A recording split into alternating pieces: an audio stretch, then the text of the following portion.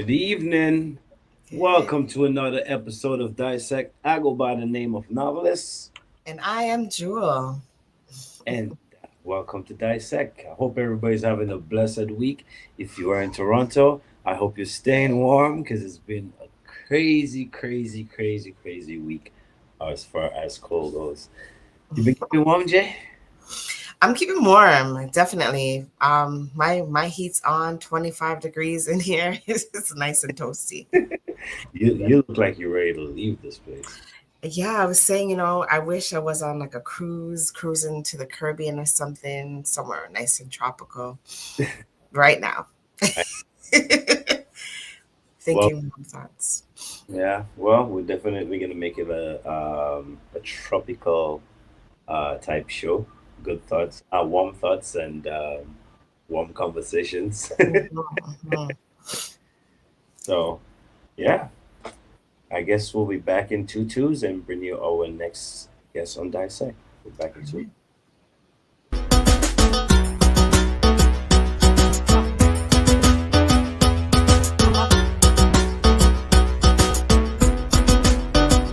So I'm Janine Zabi across. I'm Janelle Zabi. And where's Zabi Street? This is what you beat on the inside and we're ready to go. Are you, Jewel? You know I'm getting talents that you're not talking about. I just get beat at the bar. Ain't no bar, Mr. Drum. Yeah. I can honestly say that they've done such a good job with hospitality and welcoming all people in. Well, Samantha Moon. So my name is Claudette Alona People. I am Selena. And then that's how it started. When I came home, My name is Pumpa, stage name, of course. Well, I was born in Spanish Town, Jamaica. I am Evelina Blanc. I am a mother first. I think I'm a really wonderful friend. And a really great business. I gotta be ready because you're like, oh, she picked that. No, I didn't. Yep. I am Kendra Stephen. I am Rena Charles, aka Mystery. I take people forward in victory.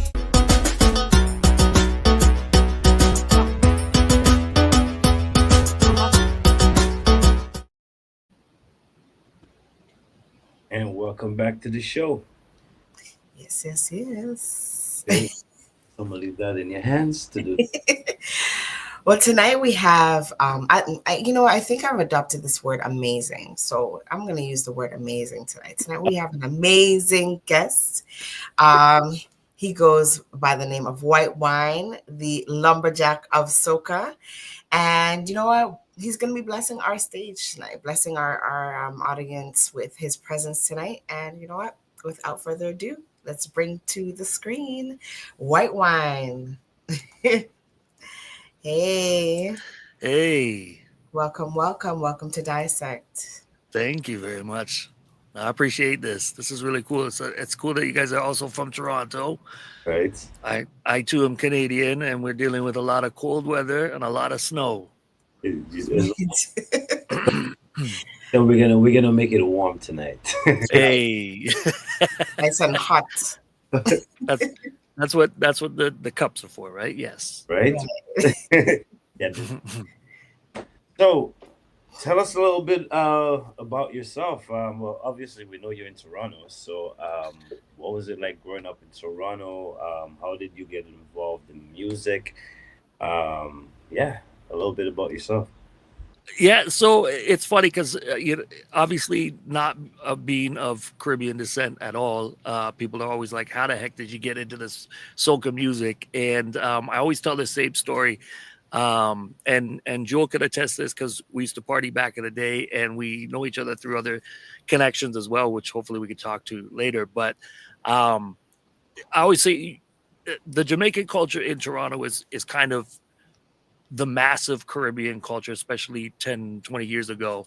And the soca culture was a lot smaller. And so I would go out to these dance hall parties and I love to dance. And that's kind of weird for a white guy. Like, typically white guys aren't that good at dancing. I like dancing. I think I'm pretty decent at it. And but you go out to like a dance hall party on a Friday night and you step on a man's shoe, like you don't apologize. It's going to be a fight. Yeah, that's a different. But you go out on a Saturday night to a soca fete, you step on the same man's shoe, he'll hand you a beer. You know what I mean? Like that's the power, that's the energy of the music, the positive vibes, and I'm a positive person, so for me, I just gravitated towards that. And that's literally been the same story I've been telling forever. It's just that I just prefer to be happy. I prefer to be liming. I prefer to be chilling. I prefer to enjoy people around me, and so yeah, I definitely gravitated towards that kind of music. That's a simple story. Makes sense. Yeah. I think anybody can relate to that, right? Like, and it's so true. Like when dancehall comes on, all of a sudden, I'm ready to fight everybody. I'm not a fighter, but I'm ready to fight. Like I'm angry. All of a sudden, I'm angry at you. Like, don't look at me. You're looking at me stupid. Like I'm watching everybody different. You got to put up bad man front. That's right. That's right. But okay, so now that's the party element, right? That's the right things.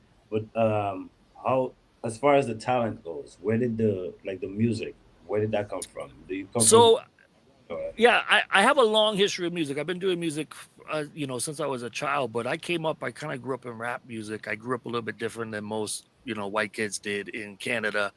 Thanks to my brother.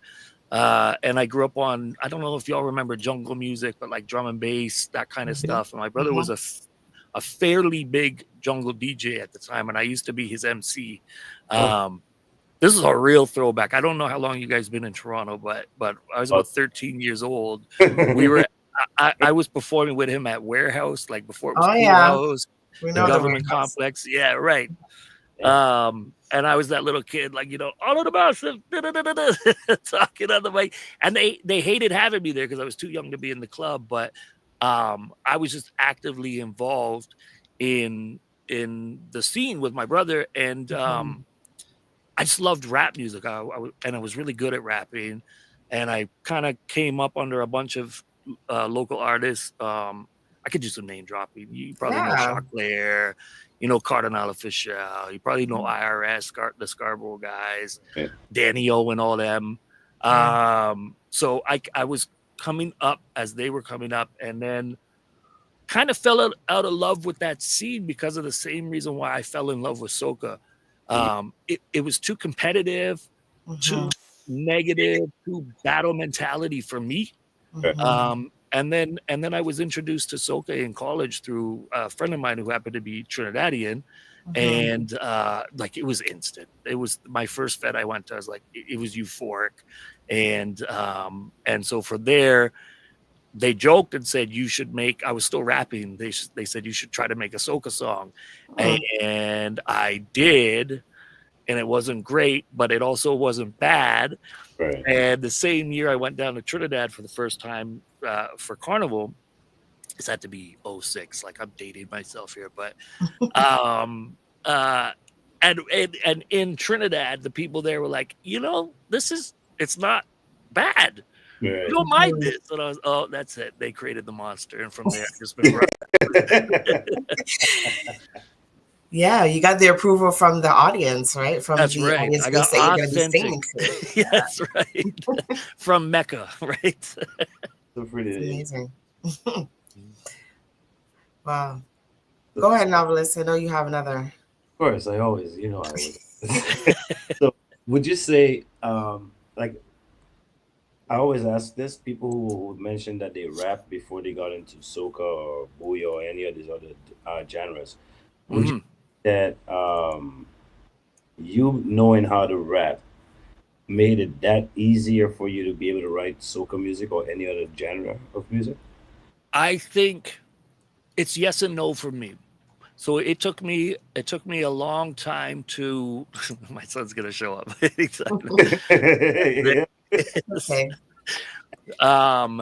It took me I was faster finding my voice in rap than I was in soca, because soca requires singing, but the rapping and the speed of being able to, speak or put words together actually was super beneficial when it came to soca, just because of the tempo of the rhythms, right? Right. Yeah. And then also I love jab music, and so that is kind of like rapping anyway, and the chanting, like it all kind of came natural. Right. Thanks. Okay. All right, Joe, go ahead.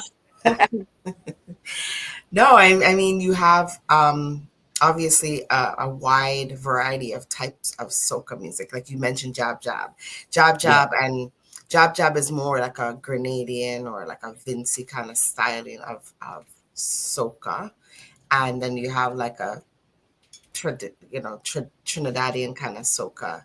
And the rest of the Caribbean. You almost said traditional soca. I was going to say traditional. That's the word I was actually going to say. Because I mean, the birth of soca is from Trinidad, right? So yeah. How do you like? Which is funny because if we want to go into the history of soca, there, right? Is it really authentically from Trinidad? Like if we look at Lord Shorty, Ras Shorty, and all that, like, so I'm just kind of flexing that I know the history of it. Yeah. I love learning about it, and so it's always been fascinating to me as an outsider to sit back and watch Trinidad say, "No, we ting," and insulate itself and say, "This is we ting. This is Trinidadians' own," and yet the whole from an outsider's perspective. Sorry, my son's here. It's okay. From an outsider's perspective, it's like the birth of it came from amalgamating all types of different sounds. Right. And that's literally what all music is. Yeah, like nobody can really own music. And I think most musicians know and understand that. So I've always found that fascinating that Trinidad holds on to it and calls it their thing alone, which is culturally incredible. But I'm not totally sure my opinion goes that way. Okay. I mean, we could banter back and forth. We could do that. It's okay. Isn't that that's what we're here for, right? Right. It's dissect. We're dissecting the thing, right? So look at me. Oh, I like that. Okay. I was gonna say, look at me white-splaining somebody else. No. And then this is where it comes from. Like for me, when a guest comes on the show, if I don't know anything about you, I'm going to research it. I'm not fully immersed into bouillon, but I learned a lot just being on this show. I had to learn a lot more about the bouillon artist, the bouillon music, right? And where it derives from. And, music, I think most of our music comes from Africa, right? Yep. So we take and we pull from different areas and, Ras Shorty came up with soca, and that's what it is. Now you're poking my bones when you said that. I don't agree with that. Most music, I don't agree with that at all. Mm-hmm. And I will say why. Like, I don't want to go off here, but we're in dissect, so dissect. Yeah, dissect. Africa don't have soca music. Africa don't have bouillon music. Africa has soukous music, which is like kind of like the zouk music, right? Yeah. So I like compa and stuff. Yeah, right? They don't have hip hop music. If they do have hip hop music, it's after it was born in America, in New York, obviously, right? So when people say music come from Africa, I don't know. I don't agree with that. Reggae, reggae music comes from calypso music. You know what I mean? So everything has a line, and I get that. But to say everything comes from Africa, I'm sorry. I don't. I think I recently watched an interview with Dr. Dre talking about. I'm going to butcher it, and I'm paraphrasing, but there's 12 notes in the world, 12 musical notes, and that's it. And we've been using the same notes forever, right? Like you're going to copy, you're going to take, you're going to be inspired. That's just the nature of music. Mm-hmm. I've also, in my own research and my own timing, because I think I mentioned, like, I also produce music. There's 3 greats in the world considered like the foundational sounds, and like Africa is one, India is another, and China is another. And that's like broad brush stroking music. But no matter what you do, you're going to take little bits and pieces and sounds and rhythms and like, drum patterns and things that come from all over the place. Yeah. And that's why that's to my point of saying, is we think from a Trinidadian's point of view, I wish, and it's kind of my goal in this music, is to push past that in the sense that I would love to expose soca to become the reggae of the world. Like Jamaicans take the culture of reggae and they say, yo, you want to do this? Yeah, man, come on. Yeah, they don't care where you're from. Yeah. That doesn't happen in soca. It's a much harder gate to get through in soca. And I think we're missing a major opportunity there to take the most positive, happy, like it's always happy music to the world. And why is that not the world music? That should be. So this is part and partially why, we thought, hey, let's bring him on, because we want to show people that it's not just people that look like us that do soca music, right? And do it well. So, you showing the world that you can do it and do it really well is going to help us to take us to other levels, right? It's exposing the music to different audiences. And yes, it's not pigeonholing us into that. This is we music or we ting. It shouldn't just be we ting. Yes, we give homage to where it derived, but we also need to share and expose. We can't just keep it to ourselves. So what's the point? I look at Jamaica as like kind of the guiding light here, because reggae music is considered the world's #1 sound of music. Like that's factual, statistical. But everybody knows it comes from Jamaica. Everybody knows Bob Marley. Everybody knows kind of the general history of reggae music. They didn't lose their own identity and culture by allowing other people to do it and exposing it to the world. They actually gained further cultural reach with it. And I think there's brilliance in that. Of course. Of course. Wherever, you have it's the same as hip hop. If you look at the hip hop, yes, it started in Brooklyn, but no, everywhere in the world, there's rap doing hip hop. Yeah. Right? So you hit a very good point. It's like keep grabbing onto this thing, and you're pretty much stifling it from growing. Yeah. And there have been a few moments where like it started to progress. Bungie Garland had a big opportunity a few years ago, and he was really pushing it. And I think we were really championing him to do it. Mashal, before that was his major goal. For whatever reason, I don't want to even touch it, but the Mashal thing is like, I don't know, people don't want him to win. So yeah, it's interesting. I think we're getting there more and more. The influence of soca in pop, like maybe when did Justin Bieber start coming out with that kind of dancey soca sound? Like that was soca music. Of course. If you listen to dancehall, a lot of those rhythms are soca rhythms. Yeah. You know what I mean? Even more and more. So I'm hearing it more. So even within the last year, they're actually sampling the music and it's calling it dancehall. And I'm like, that's soca from way back when. And now you're hearing this and they're playing it like it's dancehall, but it's going to get more airplay and it's going to get more recognition because it's attached to that dancehall reggae style of music, right? It's in Japan now too, so that's huge.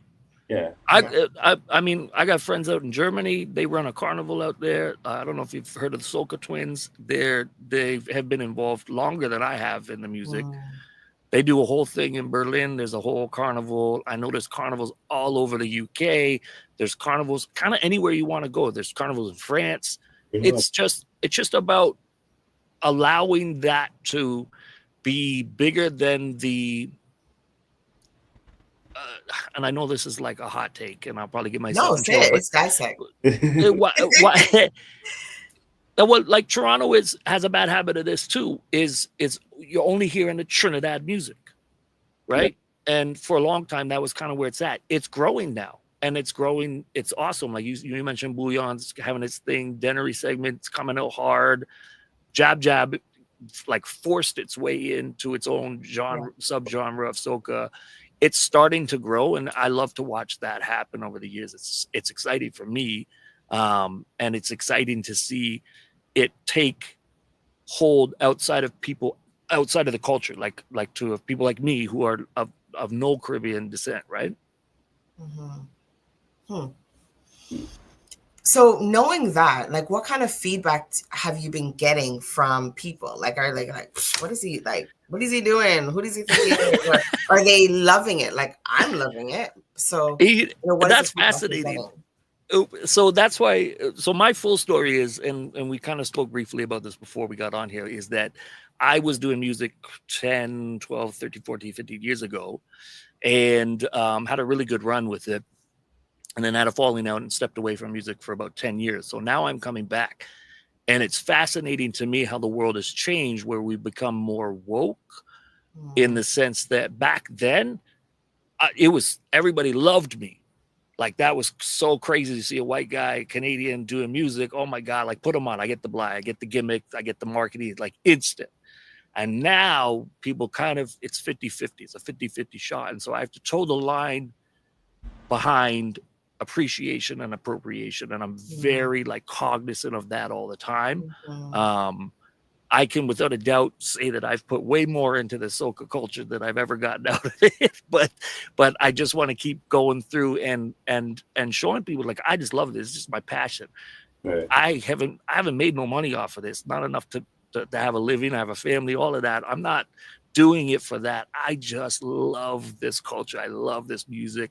I love the positive energy behind it. And but it is a different landscape coming out now with music again than it used to be.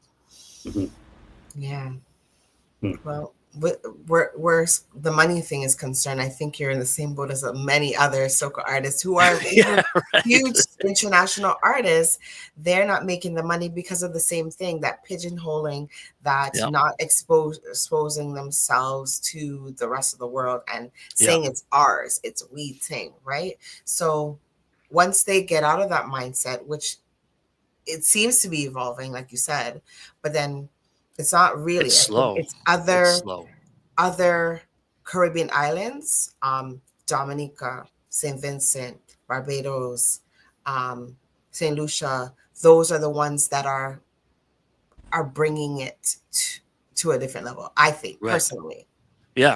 As someone of Trinidadian background, I say others are doing it far more than Trinidadians themselves are doing it now. And I think it's by design because Trinidad is gatekeeping. So the other islands are not even trying to make their sound like that anymore. They're going to carve out their own lane. And I think it's brilliant. And I think that's the way it should be. And you know, like Dominica is certainly having its moment right now with Bouillon. Bouillon's been around forever. It's been around as long as soca's been around, but it's really having a moment right now, and I'm super happy to see that. And I'm learning a lot.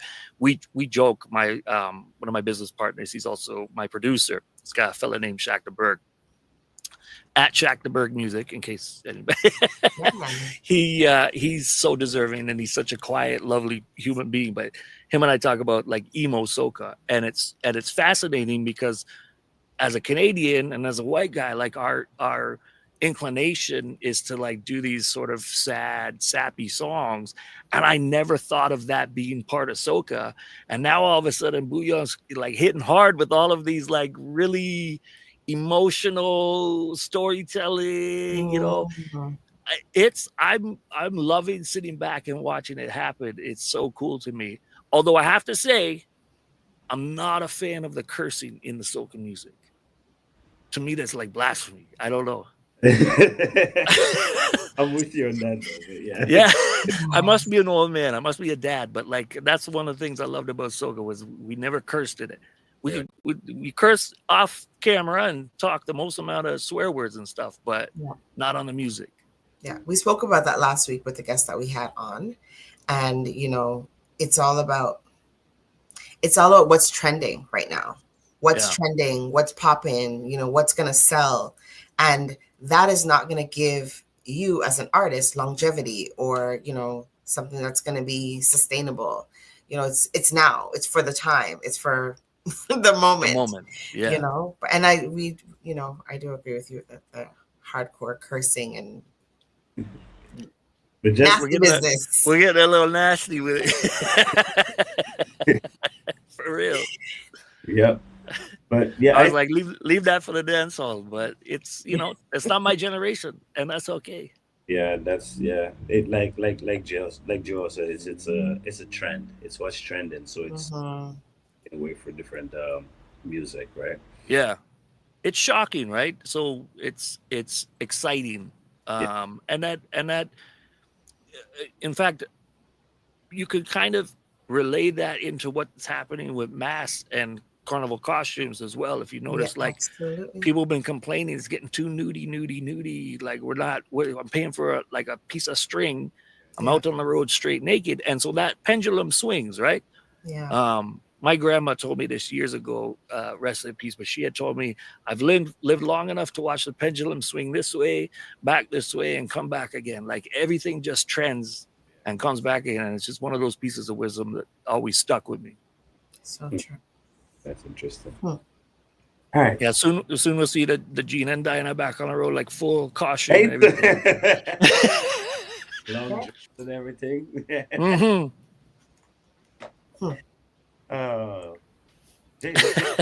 Let's get into the music video. So okay.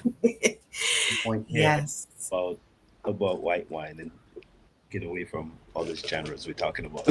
Yeah, but you see, that's me. Like I could sit here and talk about this all night. I just love the culture. And sorry for sidetracking us there a little bit. No, that's fine. It's part of the show, but we also want to highlight. Want to focus on you? Yeah, fair enough. It's okay. So I recently released my latest song, and the little backstory behind this song is I went down to Tobago Carnival in October, which also for anybody from Toronto looking for that kind of intimate vibe, it's perfect. Highly recommend going down to Tobago.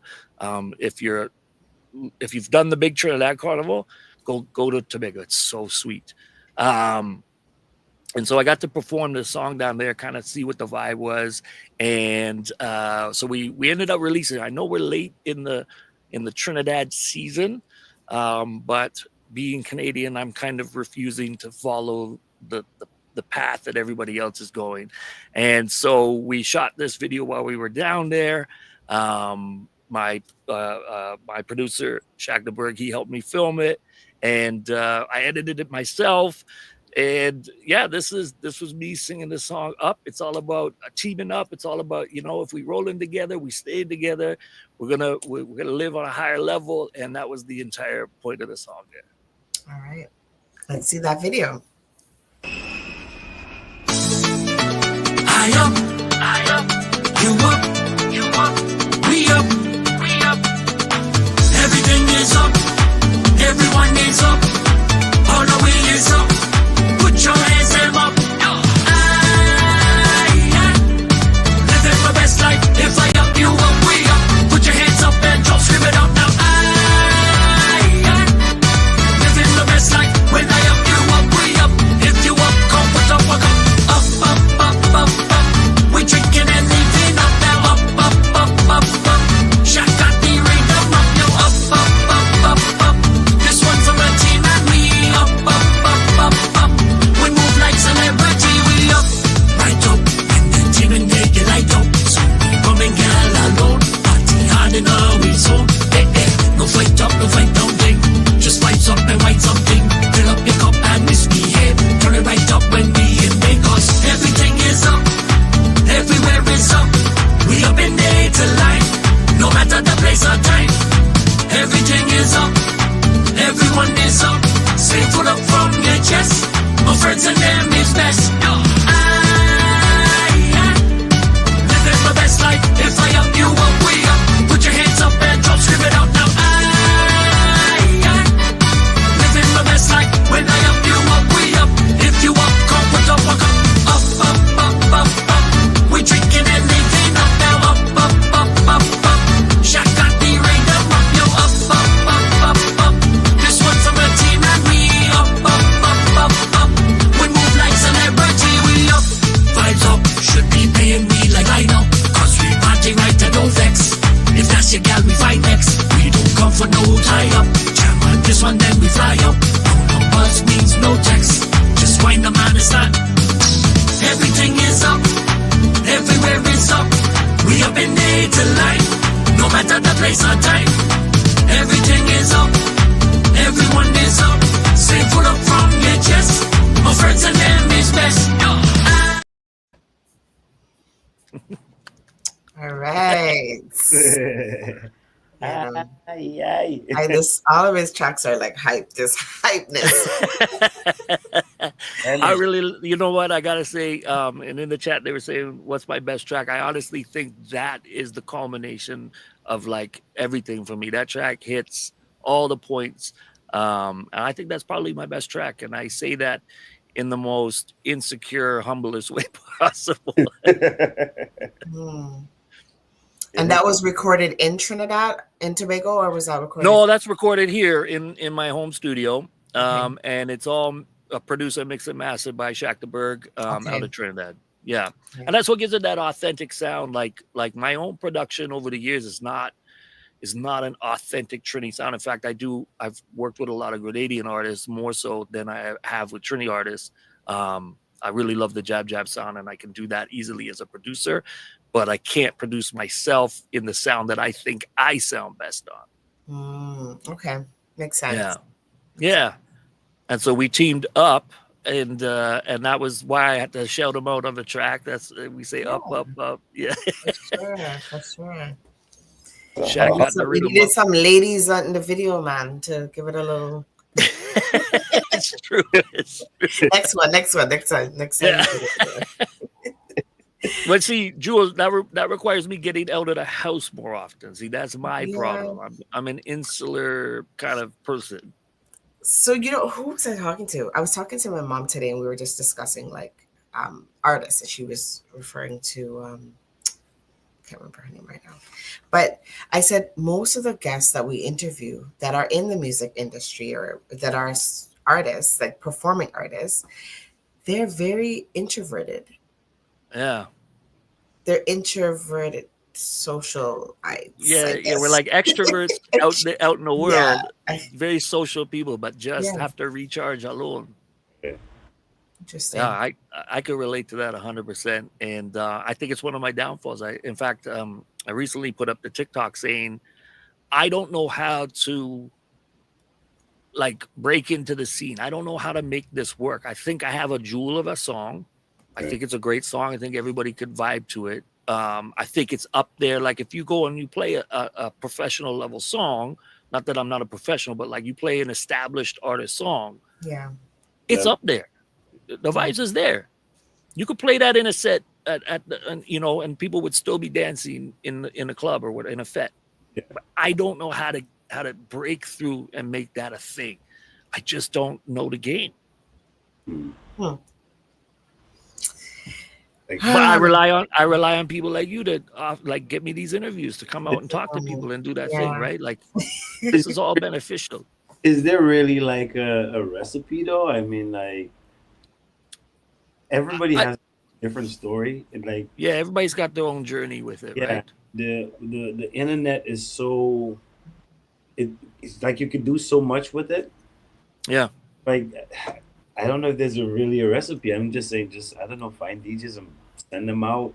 I could say from going back to Tobago. Tobago was the first time I was on stage in 12 years, so it's been a long time, right? The last time I was on stage was in Trinidad with a fella named Jax, and we know Jax. Yeah. We've had. We performed. I mean, we were performing at Pier 1. We were performing to like 20, 30,000 people in the heat of Carnival, live to air, to broadcast to the nation. And that's massive. Right. And as Canadian artists had never done that then we had a little falling out, whatever. And boom, bam, bip, it's like 10 years, 12 years later. And I'm hitting the stage again and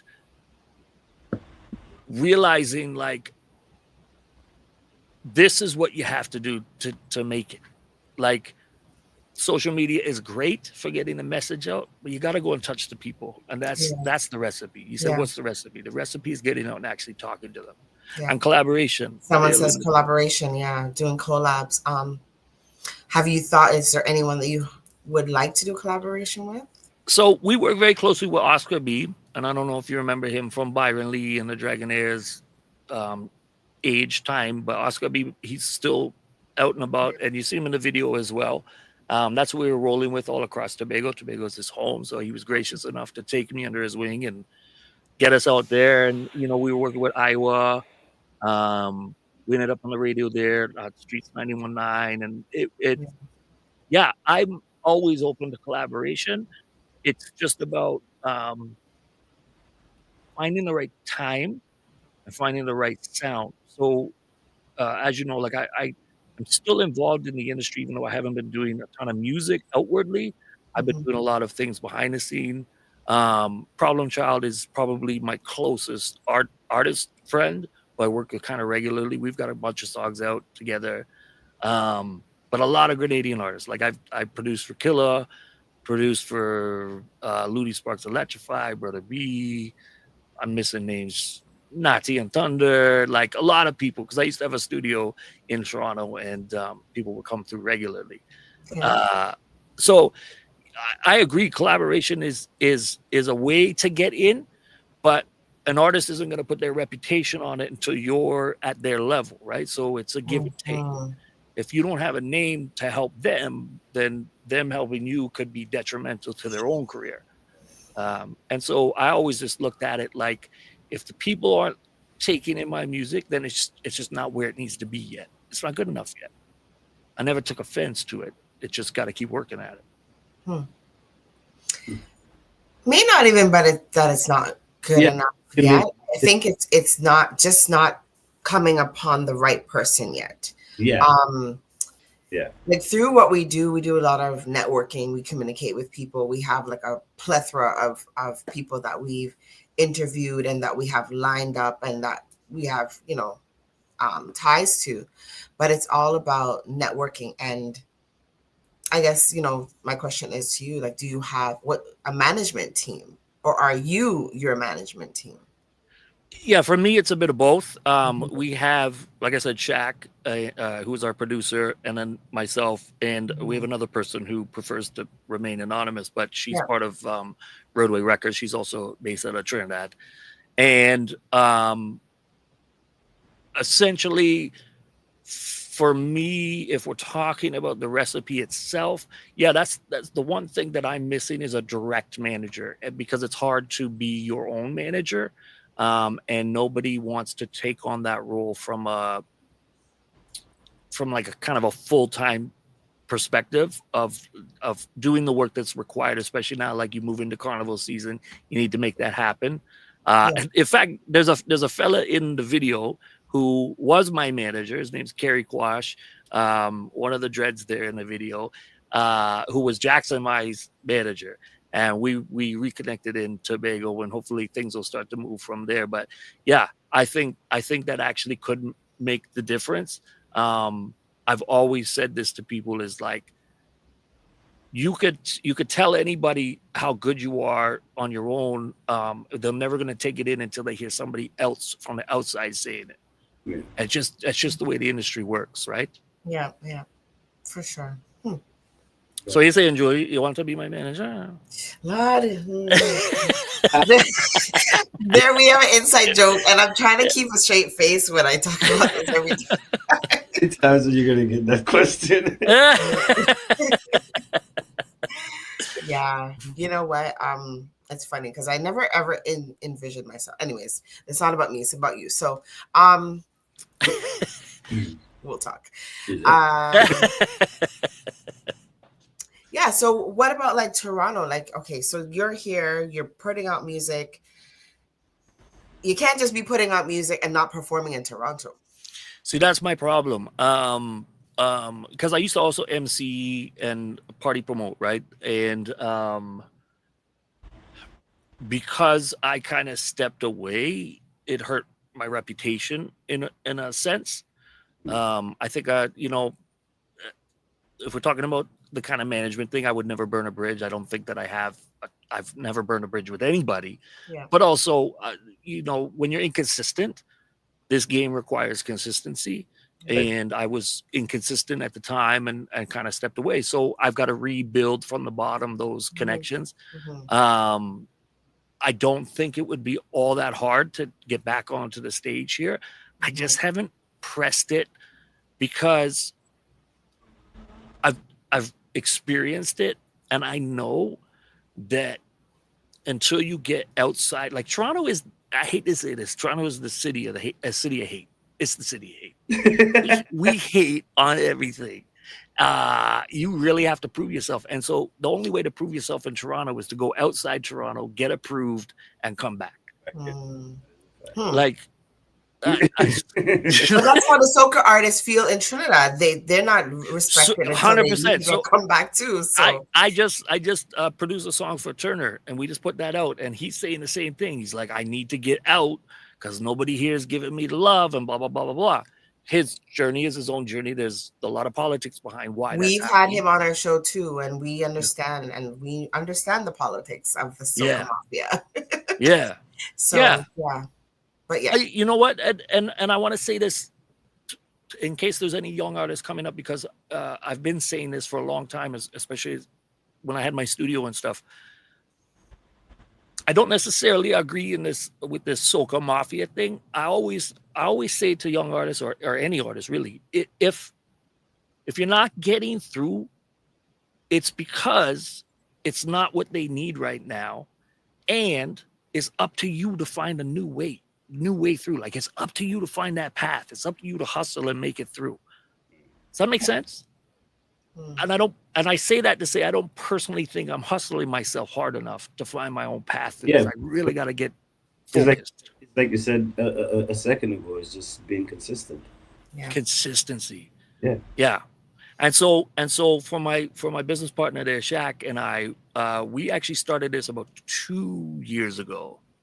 I have about a year's worth of music out right now, released. I have about 12 or 13 tracks.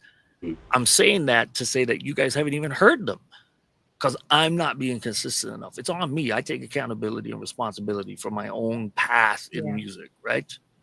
And it'll grow, and it'll keep growing, and it'll keep going. And I love the idea of collaboration. I think that's smart. That's a really smart way of reconnecting with things.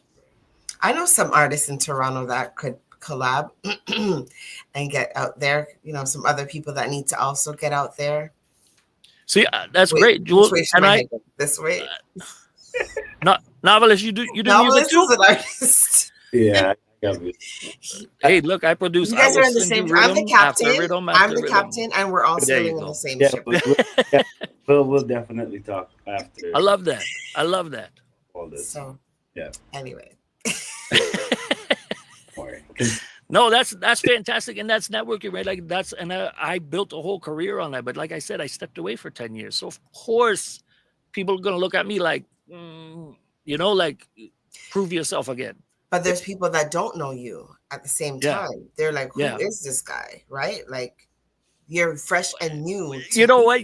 I love that you say that because semi-recently, I put up a silly TikTok where I was winding up my waist, and that's where the lumberjack thing came from. I was wearing a plaid shirt or whatever. It was kind of a joke. And it kind of went semi-viral. Like, I got 68,000 views or something on it. Excuse me right now. And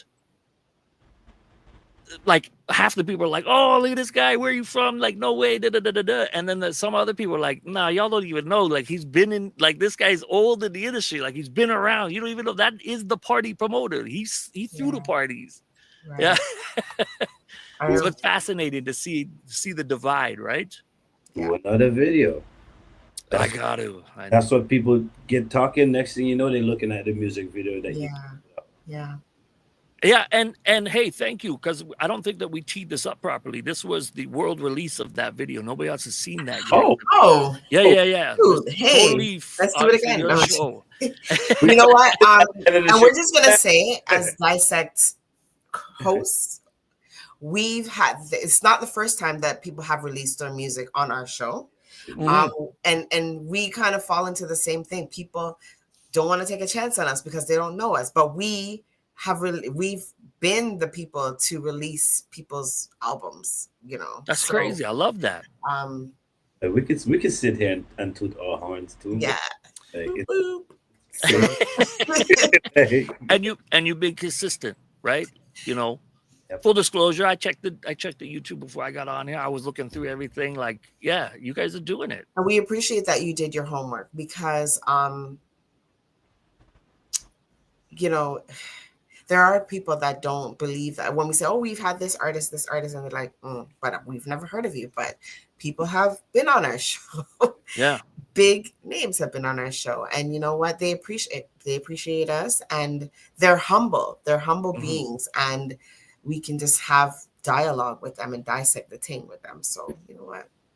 I love that. You guys are professional, and professionalism matters, right? Thank you. Yes, thank you. Yes.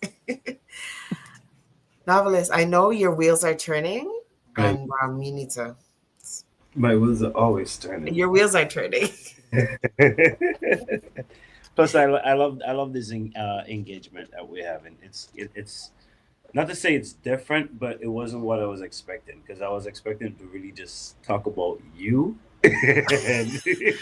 See, you know, but that's me. You made me watch the video. I don't like watching myself. I don't like talking about myself. As much as I know I have to promote myself and kind of like put these things out, I hate doing it. It feels icky. I mean, we're still doing it, you know, still promoting yourself, but we just talk different things. I like it. But I like it myself. Like I said, it's just not what I expected. But see through, you know, talking to you, you have a good sense of humor.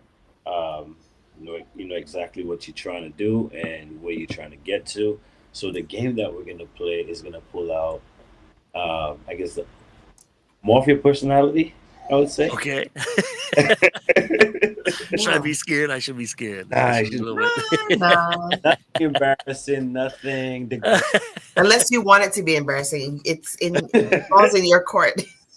When we ask you the question, do you answer? Okay. I'll keep it authentic. That's all I know what to do. Yes. So the game is called Quick Cuts, and how it's played, quick question, and whatever pops in your not whatever pops in your head, but you know what? Vagina. Oh, right. Geez, you guys, we're canceled. Now we're canceled. So, Jay, you want to take it first, or? Yeah. What's the biggest risk you ever took? Let's just start with that heavy one. Children. Okay. Children. That's a big risk. Worthwhile. Love them, but it was risky. I didn't have children till late in my life, so yeah. Okay. Jewel could attest. I was a party boy. Yeah. We were bumping up at the same time, a little bit too often in the same places. Now we know what Jewel does after the show. Yeah. Not anymore. That was then. This is outing now. Yourself. Right. I'm a captain. Go ahead. The worst advice that you have ever gotten. Worst advice I've ever gotten.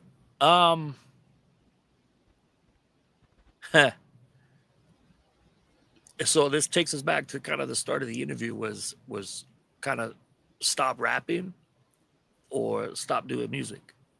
And it's why I think I haven't projected as far as in my mind I should have gone. Because it's still there. Right. Mm-hmm. Parents have an ability to like anchor you. And we didn't get it. You know, we're gonna come back to that. That was a big one. That was deep. Sorry. I took it too far. We'll come back to that one. I got you. I guess this could go hand in hand. Any regrets? You know what? I don't live with regrets. I refuse. I'm all about accountability and responsibility. And so I live my life. The decisions I made might not have been perfect, but that was the best decision I made right there. Good answer. Mini you. He is my mini me, hair and all. If you had to choose respect or loyalty, which one would it be? Respect. Why? I think I don't lead through fear. So I don't agree with people fearing you and having loyalty because they fear you. Mm-hmm. Alright. Okay. Something. No. Hi, little guy. You can't hear us, but hi. They're saying hi to you. Can you go upstairs? I'll come see you in a minute, okay? Love you. Sorry, I'm so sorry. I'm so That's sorry. okay. No worries. That's what happens with Zoom calls in the house. We've had other guests have their children on the show. It's okay. Yeah, in a bit. Okay. Love you. Up you go. Nice. Sorry. Um, See, I'm Canadian, right? Sorry. Yeah. Something you wish you were better at. Singing. I'm only now through, again, I keep mentioning Shaq. Through Shaq, he's a actual keyboardist, he's a real musician. He has taught me to figure out my voice in a way that I'm getting more and more comfortable with. But again, music for me is so vulnerable, and like I have so much anxiety around it. I'm a graphic designer by trade. I'm an artist by trade. Like I could paint, I could draw, I could do designs, I could do all of that, websites, all that. So confident. Music, it's like I just fall apart. And yet you tell me to rap on a song and I'll rap better than anybody you ever heard. I could be super rich making rap music, but singing, the challenge behind it for me is like, that's, I don't know. Yeah. Okay. But I'm getting really deep. Maybe it's the liquor. No, but you're good at it. I mean, you're not giving yourself the accolades, but you're good at it. Thank you. And he tells me that too. So yeah, maybe that's the artist's plight, right? We're never totally happy with what we do. And actually it's kind of a good kind of segue there is something I wanted to say is that being a Canadian artist doing Trinidadian or Caribbean culture music, I always try to toe the line between appropriation and appreciation. And I say that in the sense that like I have to manage my accent in a way where it's not fake or it doesn't feel forced, or it's like, sometimes you hear these rappers out of New York and they'll try to do like a Jamaican accent. You're like, nah, that's not it. Like even Busta Rhymes sometimes does it and you're like, nah, that's not it. Right? I'm trying to find that balance. And for me, that's been part of like the journey of finding my voice, because I want to be authentically me. But I also know that I went down there with songs that were authentically me. And everybody's like, I don't know what you're saying. I don't like it. In my ears, it's not connecting for me. So I have to find like kind of a quick balance between the both of it. Okay. Yeah. And the more drunk I get, the more Trini my accent gets. So yeah. So all my Trini friends are like, yeah, no, that's authentic Trini. That makes sense. Yeah. Rum and Thai tongue. Yeah. Put out some spice before you go into it. Yeah.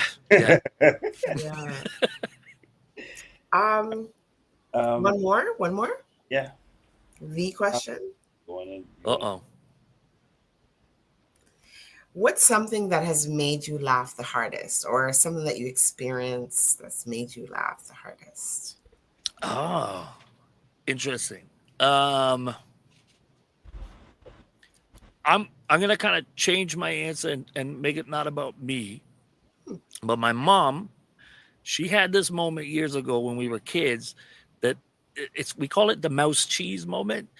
And there was some joke that was said and the punchline was mouse cheese or something. Nobody to this day remembers, but she laughed for like 5 hours, like straight. She just kept reminding herself of the punchline and laughing and laughing and laughing. And to this day, like I love that moment, right? I don't think I've ever had that. No, it wasn't funny to anybody else, just my mom. So now it's like, yeah. So if something's funny to only one person, we call that a mouse cheese in my house. Okay, a mouse cheese joke. Mouse cheese. I like that. I get it. Yeah, we have people. I see people like that. It's like, Yeah, I get it, ha ha ha, and the rest of them like Nobody else get it. Nobody else gets it. Mouse cheese. It's just mouse cheese. 5 hours. That's crazy. Okay, I like that. Different. Mm. Yeah, that was it. That was our game. You see, That was the game. It was easy. That was good. I thought it was going to be, I thought it was going to be tougher. yeah. Maybe the next time you're here, it'll get a little bit tougher. Yeah. But you see, you catch me with those kind of games because I don't know how to be inauthentic. I don't know how to like not just. I kind of am wear my truth on my sleeve kind of person. Mm-hmm. Yeah. I'm gonna say something and I can't remember who sang the song, but don't take my sweetness for weakness. Don't take my kindness for weakness. That's been my whole life. Is like people just take advantage of that. Right. Right. It's so true. Who sings that song? Yeah, it's isn't it? I'm like, I got Tony Rebel, Love You Like a Vegetable in my head. Anyway, You said it, and I hear it. I know what you're talking about. I know. Is it Marcia? It's not Marcia Griffiths. It's definitely a reggae song. Yeah. It's like a lovers rock song. Yeah. I'm thinking Nadine. That's what I was leaning to, but I'm not 100. Could be in Sutherland. Yeah, it's like I heard this song like last week. Oh gosh. Oh well, yeah. Somebody in the comments. Anyways. Help us.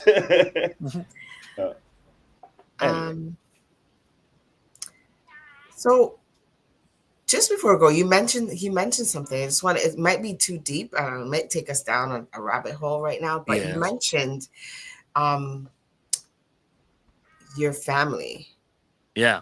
You wanted to the support. How supportive, and we do ask guests this, like, how supportive are your family or is your family and to the music that you're doing? Are they supporting you? Do you feel like See, I'm gonna catch you, Jewel. I'm gonna catch you because you already know that my family's supportive. Because my brother showed you my music like 10 years ago. My family is supportive on a level, right? Like I think as my parents, they wanted me. They knew how talented I was in other things and wanted me to pursue the easy win. Mm-hmm. And my parents grew up in a different generation where it was like, you go to school, you get your education, you get a job, and you live at that job forever and retire from that job. But that doesn't exist anymore. And so their whole mentality changed as they grew because they're allowed to be human beings too, right? Like, when you're a kid, you don't understand that. But as an adult, you start to realize, like they don't know what's going on. They don't, like it's different generations. They were very supportive of whatever I wanted to do, but it was up to me to do it. It was my hustle. Okay. And I always, I joke with I have 3 brothers, and one of my other brothers was the DJ, and he kind of was making his own career, and I was kind of making my own career in music. And both him and I came to the same point where it was just sort of like, how do I explain it? If you look at like the Britney Spearses or the Justin Timberlake or the Michael Jacksons, that their family was, or the Beyoncés, the Knowles family, like they were behind that 100%, and that was going to be the end goal. If we had that kind of energy, sky was the limit, but we were on our own to make it happen. And that's not abnormal in the music industry. So I'm not sitting there complaining or crying about the situation. My parents were full of love and always supportive of whatever we wanted to do, we could do. Okay. Yeah. Great answer. But I kind of wish it was a little bit more, That's my inner child talking. Like, put some money behind the music. You know what I'm saying?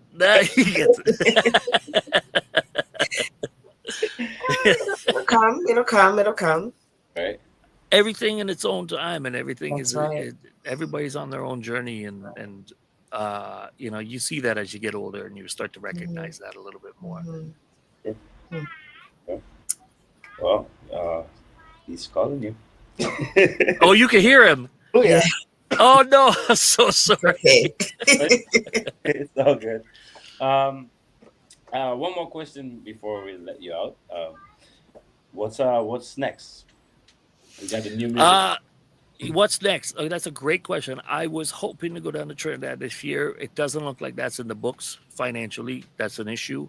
But I think the end goal here is like consistency. And, you know, I have the ability to put out a new song every month if I wanted to. I've got a catalog of, in fact, fun story, because we were meeting up with Oscar B in Trinidad, and I collected all of my music. I have over 3,000 songs locked and loaded, like, you know, ready to either sell or ready to put out or whatever. I've got them. I have a massive catalog because I just love music.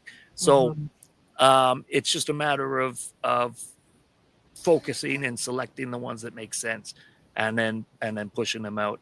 And right now, my main focus is this new video, the new song, and trying to get that out, trying to get that to the radio, trying to make something happen, because I am blessed in my life that, like, if I get the call, I can go down to Trinidad tomorrow, the way that my life is set up. So that's, yeah, we're ready. We're on the precipice, but Roadway music. Roadway music, is it? Roadway Records. Yeah, that's right. You're on the right road. See, we're on the right road. I like that. All right. Okay. So the music video is out, and thank you for giving us releasing it with you guys. Yeah. Yes. Appreciate that. Some of the places that they could find it. Yeah, I'm everywhere at White Wine Music. So that's YouTube, that's Instagram, that's TikTok, it's all the social media. We're also at Roadway Records on YouTube, where you can see more than just me. And then I think someone's in trouble. And then sorry about that. And then I'm on Spotify. I don't quite understand how to find me. I think you have to type in White Wine Soca. That's kind of the way to do it on everything, I think, is if you put White Wine Soca, because you put white wine in, you get a plethora of different things showing up. A lot of alcohol videos. Yes. It's White Wine Music. Yeah, that's the best way to find it. Okay. Well, thank you for joining us. Yes. Thank you for having me. We will connect, and hopefully we can connect like this again. For sure. Over some white wine. Hey, or white rum, you know what I'm saying? Yeah, I'm with that. I got a little bottle of 1919, and Forest Park is waiting on me. So right. So appreciate your time. Yeah, for sure. Thank you all. Right. And take care. There you have it, ladies and gentlemen. Very interesting guests. Maybe I gotta link up with them. I like the energy. I like the vibes. Please go out there, support the music. He hit some things on, like when he said about, was it reggae music? I actually thought of it like that. Said how Jamaicans will welcome anybody, Germany, Africa, everybody to sing reggae music. Yeah. And you have I'm sitting there thinking about it. I'm like, man, you think of Spain has some of the hugest reggae concerts in the world. Yeah. And then soca, it's like, yeah, everybody loves soca, but it's really stagnant. We gotta do something about that. Can we be the people to do that? We gotta put our heads together. Yep. I knew you were in deep thought. I was like, oh God, I could see him thinking away. He's like, I love a guest that makes me think. Like, my brain is always like this. I'm constantly thinking all the time. I think I sleep when I think.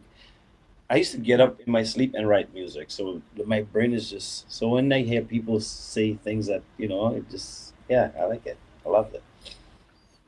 So. Okay.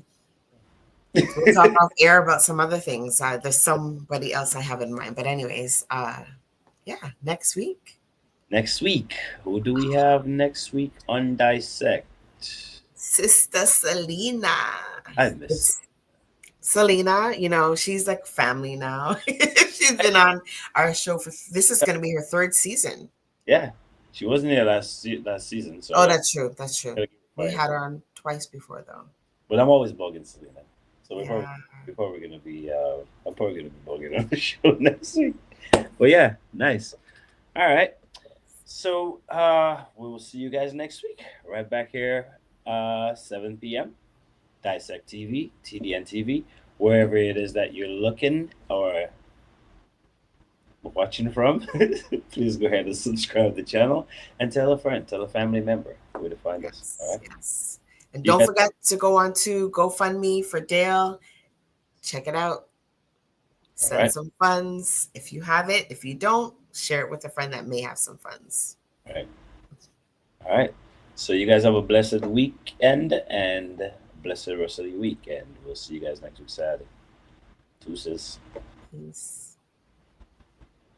So I'm Janine Xavier Cross. I'm Janelle Xavier. And where's Xavier Street? So this is what you need on the inside and ready to Are you, Jewel? You have hidden talents that you're not talking about. Let's get to the bar. Ain't no bar, Mr. Joe. Yeah.